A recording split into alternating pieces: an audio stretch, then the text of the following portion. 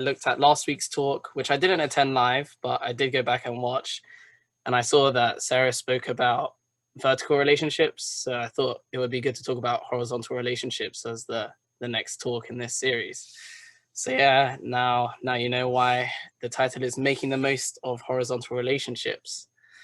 So I think everyone here is familiar with the concept of horizontal relationships, but just to spell it out, you can have a horizontal relationship with a sibling, with a friend, a colleague, a fellow student, and I'm sure there are other examples. But basically, horizontal relationships are relationships you have with people who you feel are on the same level as you. And obviously, you relate to these people a bit differently than you relate to teachers or your boss or your parents. And yeah, in general, these relationships tend to be quite easygoing, I guess, at least for me. It doesn't feel so strict. It's quite casual, but they can be serious. And I think at times it's quite important for them to be a bit more serious, Sorry, Aryan, especially. can Sorry? can you do the presenting thing on PowerPoint? Well, oh, wait. Okay. In terms of the view.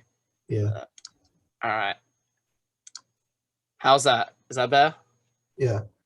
Okay. Sorry about that. Technical difficulties. So yeah. So why am I talking about horizontal relationships? Why are they important? So I'm going to show you a quote. You've probably seen it many times before, but hopefully I can give you a slightly different take on it. So you are the average of the 5 people you spend the most time with.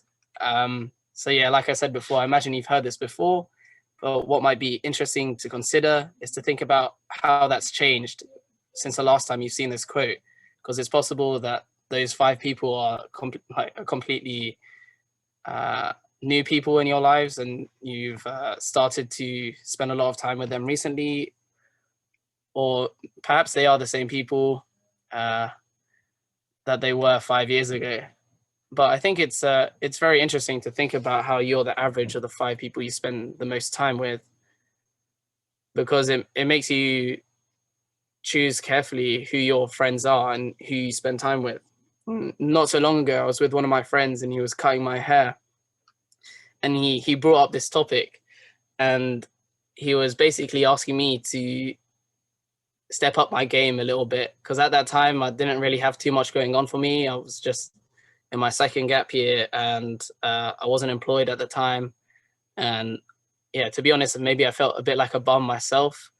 Uh, but my friend was trying to uplift me, and he was saying, "Look, you're one of my best friends, and you're one of the people I spend a lot of time with, and because you have that influence on me, I would appreciate it if you could be a bit more responsible, if you could work on this or that." And I thought that was really interesting, because people don't normally ask their friends to be a certain way. At least I haven't experienced that too much. So that stuck with me a bit. And I thought, that might come across a bit selfish. You're asking another person to change because you want to improve. But then actually, I think that's quite a good thing, because, we all should be working on improving ourselves. And if it takes somebody else to remind ourselves that we could be doing more, then that's fine. And, if that's going to help them as well to develop themselves and to make some progress in some way, then I think it's quite a good task, actually, to speak to your friends and to let them know what you expect of them, what your standards are, and you can motivate each other and inspire each other in that way, I think. So yeah, it was quite an interesting conversation I had fairly recently. So yeah, this brings me on to my next topic, which is to be humble and to learn from those who are on your level. So when you talk about horizontal relationships, you tend to think that those people are more important than you. So maybe you don't need to listen to them as much as you would if there were somebody that you have a vertical relationship with. And I think this is particularly true in sibling relationships. Siblings tend to take each other for granted and not to respect each other too much. But I think in reality, these horizontal relationships aren't straight lines. They tend to be squiggly lines. So if you imagine a rope, if it's fully, stretched out, should be straight if everything's where it needs to be. But in reality, most of the time, that horizontal line is going to be bumpy, and people you relate to horizontally might be slightly more advanced to you in some than you in some areas, or they might look up to you in other areas. So, I mean, for example, I've got Alex Bauer here, who I sometimes refer to as my sensei. And so when it comes to stuff like matching and blessing, he's more experienced than I am, obviously, as a blessed man, husband. And so when it comes to that area, even though I relate to him as a friend, we have a horizontal relationship, I can look to him for answers and for guidance. And I do sometimes. And I'm sure there are other areas that Alex might want to consult me about. And that hasn't happened yet, by the way, but I'm sure one day it will happen. But I have other friends who definitely consult me about different things. And I think it's just important to remember that good advice can come from anywhere, and we need to be ready and willing to accept that advice, and not just to think, oh, this person is pretty much the same as me. How can they give me advice when, you know, they don't have more life experience than me, and I'm only going to listen to people who know what they're talking about. But you need to be willing to accept that maybe even sometimes people younger than you can give you advice that can actually really help you. And so, yeah, my next point, I think, is probably my best point. So I hope you guys like it.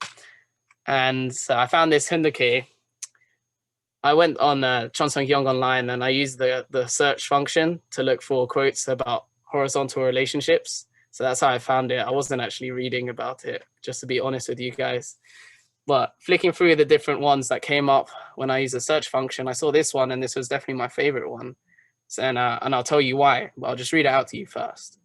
So this comes from Book 3, Chapter 1, Section 2 of the Chonsung Young. And it says, true love is fulfilled not only through horizontal level relationships, but also through vertical perpendicular relationships. Now you can see the bit that I've highlighted. A horizontal relationship of true love is gradually elevated in an upward direction until it reaches the pinnacle, which is the position of God, the King of true love. In this position, everything combines and embraces. Everything turns into love and blossoms. We can conclude that all beings in the universe want to be in harmony with love and to live in the midst of love. We are born for the sake of love, we live for the sake of love, and finally we die for the sake of love. So, you know, there's a lot of love in there, but the bit I wanted to focus on is the highlighted part. So just to repeat, it says a horizontal relationship of true love is gradually elevated in an upward direction until it reaches the pinnacle, which is the position of God, the King of true love. And the reason I found this interesting is because often I think it's easy to think that vertical relationships are the more important ones. If you think about your relationship with God, it's a vertical relationship and you connect directly to God. And so it's easy to see why that's very important. But sometimes our horizontal relationships can seem less important, or, you know, they're just people. Like with our friends, we might think of them as people we just want to have fun with, and it doesn't really have any more importance than that. But I think what this quote shows us is that horizontal relation, like, I don't know, I'm not sure how good this is going to look on the camera, but, you know, this is maybe how you think of horizontal relationships. So you've got your vertical relationship and your horizontal relationship, and they're meeting at 90 degrees, which we often read about in Hendeke's. But you can see that the vertical relationship is going higher. But I think what this quote shows us is that our horizontal relationships can be elevated up to here. So we can actually meet God's standard, and we can have horizontal relationships that God can be pleased with and that God can work through. And it's something that we can strive towards.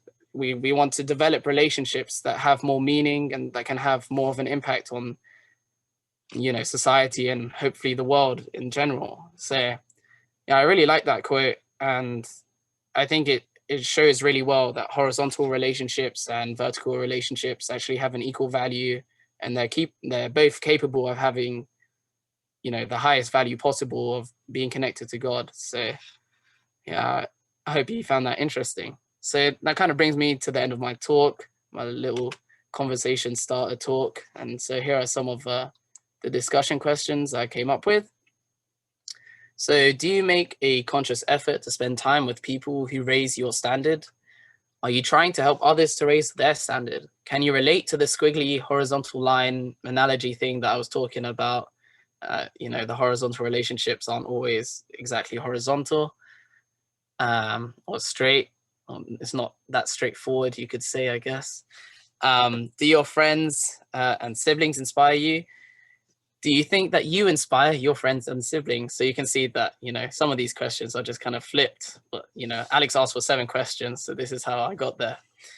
Do you consider vertical and horizontal relationships to be of equal value as I do?